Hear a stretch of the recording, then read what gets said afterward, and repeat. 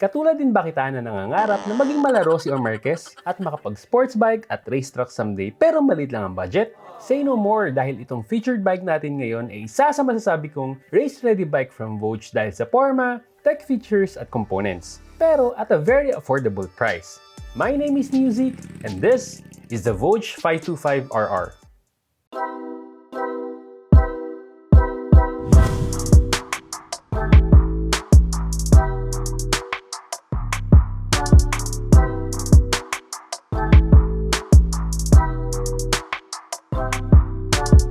Good day guys! Welcome back to my channel. So before we start this review, maraming salamat ulit kay Sir Bobby at kay Sir Arth of Voge Philippines for allowing us to review this bike. In this video, we're going to review this new sports bike offering from Voge Philippines, the Voge 525RR. And of course, we're going to run this bike through the different categories that we use to rate each bike, but since this is a new model din, wala pa tayong owner's review. And just a disclaimer, these ratings are based on my personal view and you may have a different one. So without further ado, let's get into it. Number 1 is the looks. Hindi mo ipagkakaila. This bike looks like a Honda CBR 500R dahil sa style ng body, headlights, fairings, at decals niya. Kaya asahan na throughout this motor review, hindi maiiwasan na may compare sa Honda CBR 500R itong bike na to. This bike is the offering of Voge sa entry-level sports bike category, kaya don't expect na it will have the same size as the super sports. Pero ganun pa man, coming from a classic bike lover, I'm digging the looks of this bike. I like how the Syncit headlight is designed na napakaangas tignan, pati na din yung aerodynamic side fairings niya. Parang ready na pumunta sa circuit itong bike na to at itayo ang bandera ng Voge. It has a carbon fiber winglets din na kamukha nung nasa Ducati Panigale V4 which helps on the aerodynamics of the bike. And I really like the sleek tail lamp na mapapatingin ka talaga. Pero ang pinaka-okay sa akin dito kahit na sports bike siya, hindi ganun ka-loud ang design ng stickers niya. Tipong simple pero rock lang. The corners of each bike complements the overall aesthetic. Ika nga, napakaangas, tol! This bike has a height of 1,170mm, length of 2,030mm, width of 760mm, wheelbase of 1,430mm, and a good ground clearance of 150mm. So kahit na sports bike siya, meron siyang enough clearance sa mga naglalakihang hams dito sa Pilipinas. This bike will come in two different colors, the red and the black.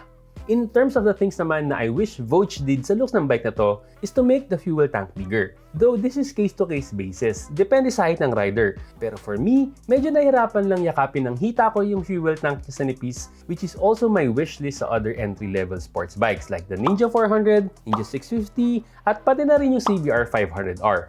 At pangalawa is to make the side mirrors foldable para mas madaling isingit-singit sa traffic if needed. And if I'm to own one, I would set up this one na parang pang racetrack talaga. I would get the black color para magbukang Night Rider, strip off lahat ng stickers and wrap it with a combination of matte black and glossy black, change the side mirrors to a stealth mirror, install a tail tidy, install a crash guard na gawa ng GRX Motonetics, install a steering damper, install a rear set, install a lever guard, install tank pad and grips na customized ng Forma Bike Point, install a Chigi TPMS, and of course, an aftermarket full exhaust system para pang malakasan yung tunog. So in terms of the looks, I will give this bike 4.5 stars. Number 2 is comfortability. Since this is a sports bike, asahan na natin na this bike will not be as comfortable as the scramblers, adventure bikes, cruisers, at lalong-lalo na sa scooters. This bike is really intended for track, so dun tayo magbabase sa category na to. Unahin natin yung stance. Unang sakay ko pa lang sa bike na to feel ko na agad yung edad ko. Siguro dahil mahigit isang dekada na nung last time na nag-sports bike ako at hindi na sanay. Pero pag-aangat pa lang ng paa ko sa foot pegs, parang namumulikat na agad yung hita ko. The stance of this bike will be really aggressive since it is intended talaga for track use or aggressive riding. Nakatapa, nakatingala, nakaakap ang hita at tumatama ang tiyan sa tangke at mataas ang foot peg. Ganyan ang dapat na i-expect ng rider sa motor na to. Kumbaga, tiis pogi talaga. Kung ipang-long ride mo tong bike na to, good luck! Ingat! Bye! Pero depende naman sa trip mo yan. Kung kaya mo naman, bakit hindi, di ba? Pangalawa is the seat.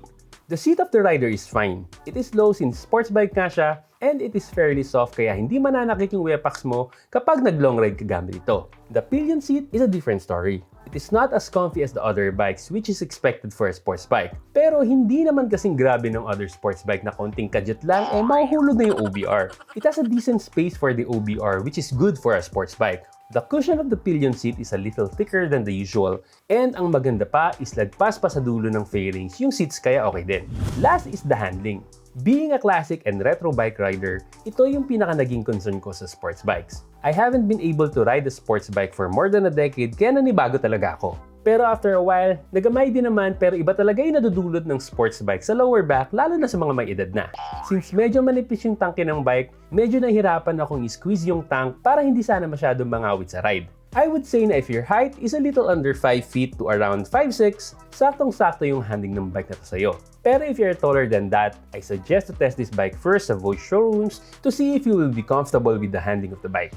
Weight of this bike is just 172 kilograms, which is a good 20 kilograms lighter than the Honda CBR 500R kahit na this bike has a bigger displacement. Since this is a sports bike, it will have a low seat height of 785mm. And given that this bike is slim, shorter people won't have a hard time using this bike. Sa tingin ko, yung mga matatangkad na magkakaroon ng kaunting challenge sa bike na to dahil sa nipis ng fuel tank. I'm 5'9", and ganito yung itsura pag akong nakasakay.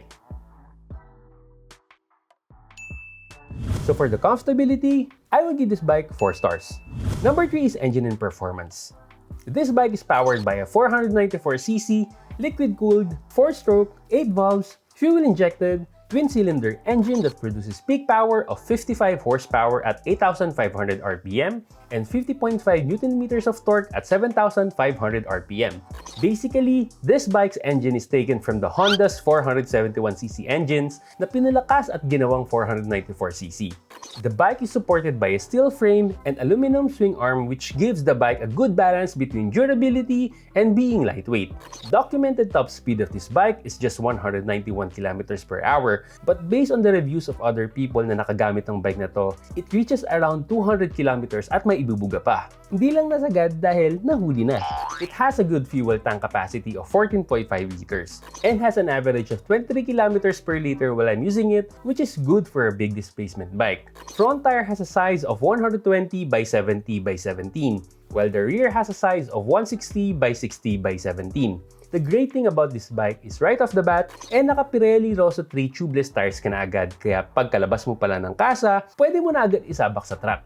It uses a big 323mm single disc brake at the front with a 4-piston Brembo M4 caliper, which is usually makikita lang sa mga Ducati and other premium sports bikes, and the 240mm single disc, single piston Nissin caliper at the rear. And both brakes are equipped with ABS. It uses a 41mm upside-down fork suspension at the front and a monoshock suspension at the rear. The stock exhaust looks simple, but the good thing about this bike is that meron siyang removable baffle kaya may choice ka kung gusto mo ng tahimik or medyo dinig na tunog. And to give you an idea sa tunog ng stock exhaust niya without the baffle, here's the sound.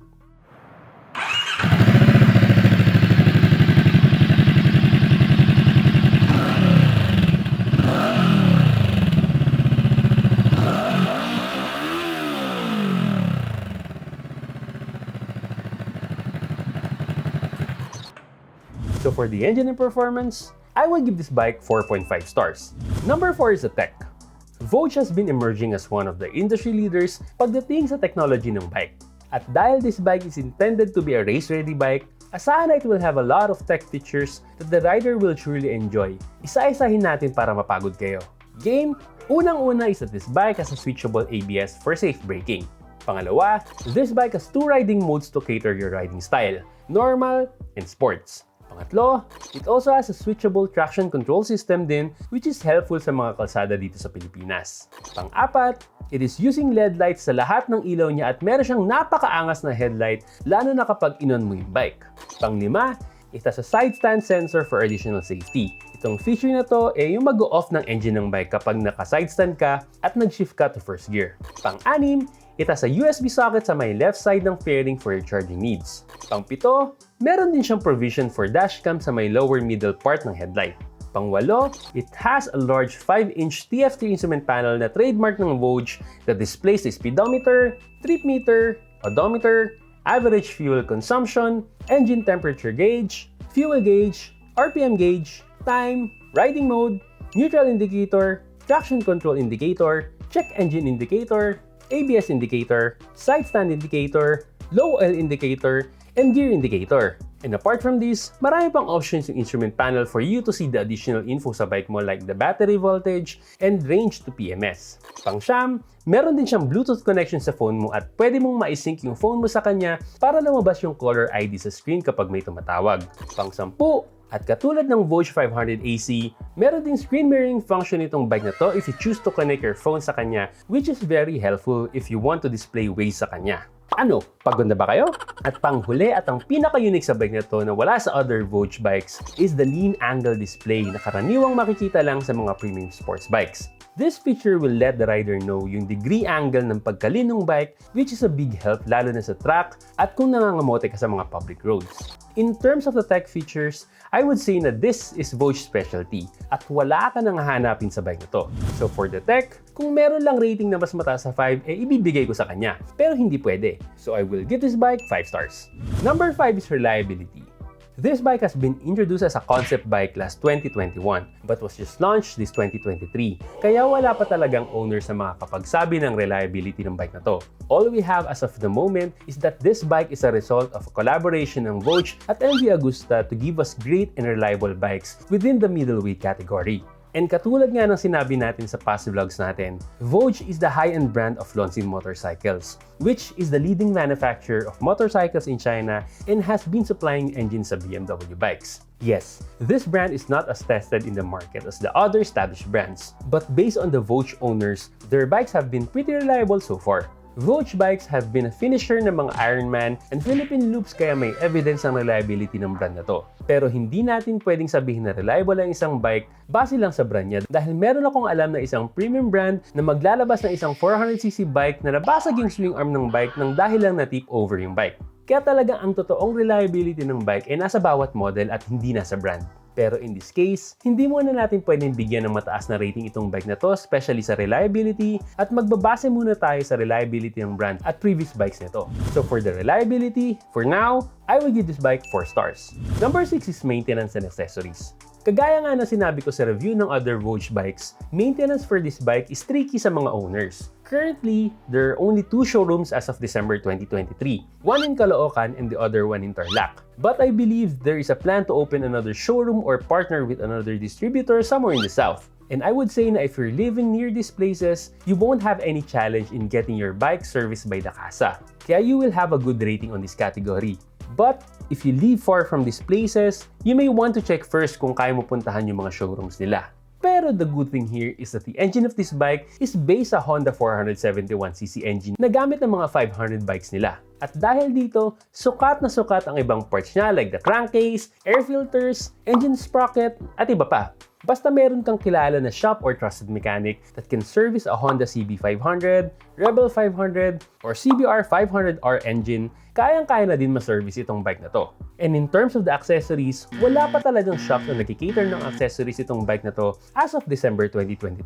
Even the necessities like the sliders and radiator guards, wala pa talagang available accessories. However, Voge management and current owners have a lot of contacts sa mga custom shops that can help on fabricating these accessories. If you're looking for a tank pad and tank grip, pumunta ka lang sa Porma Bike Point sa Mandaluyong to have your custom tank pad and tank grip. If you need engine and axle sliders and radiator guard, you can message GRX Motonetics and they will be able to help you fabricate these accessories. In terms of the other accessories such as stealth side mirror, exhaust, and etc., madami namang nagkalat na shops that can help you have these accessories as well. Kaya kahit na walang ready-made accessories itong bike na to, you can still have them fabricated by these shops. Maghihintay ka lang ng konti, pero you will have them still.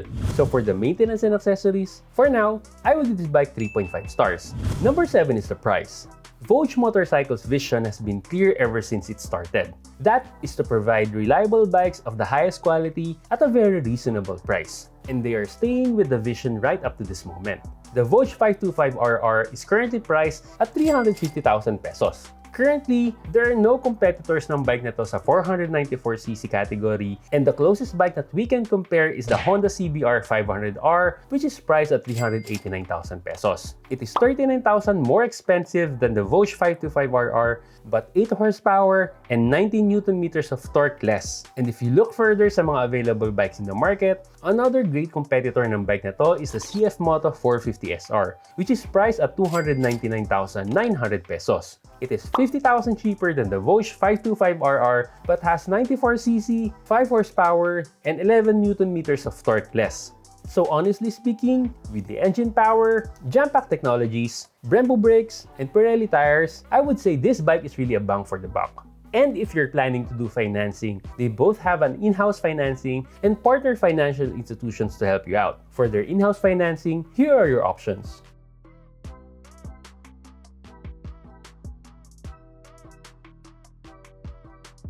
And if you decide to seek help sa partner financial institutions, you can check with AUB, YL Financing, Bank of Makati, and RFC for their requirements and computations. So for the price, I will give this bike 5 stars. So let's do a recap of the ratings we gave this bike. For the looks, we gave 4.5 stars. For the comfortability, we gave 4 stars. For the engine and performance, we gave 4.5 stars. For the tech, we gave 5 stars. For the reliability, we gave 4 stars. For the maintenance and accessories, we gave 3.5 stars. And for the price, we gave 5 stars. So for the final verdict, I will give the Voge 525RR 4.4 stars.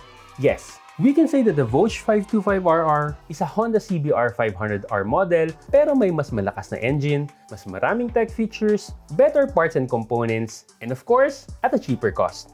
What more can you ask for? If you're still part of the society na hindi pa tanggap na China bikes can really compete with established brands, this bike is not for you. Otherwise, panalong-panalo itong bike na to. And to be honest, kung papayagan tayo ni Chairman na makapag-track uli, isa itong bike na to sa magiging top options kong bilhin. And of course, kung may natutunan kayo sa review nito, appreciate guys if you can like, share, and subscribe to my channel para updated you sa latest uploads. Thank you guys for watching this video, and see you again in our next vlog. This has been Neozeke signing off. Always remember, stay safe, ride safe, and God bless.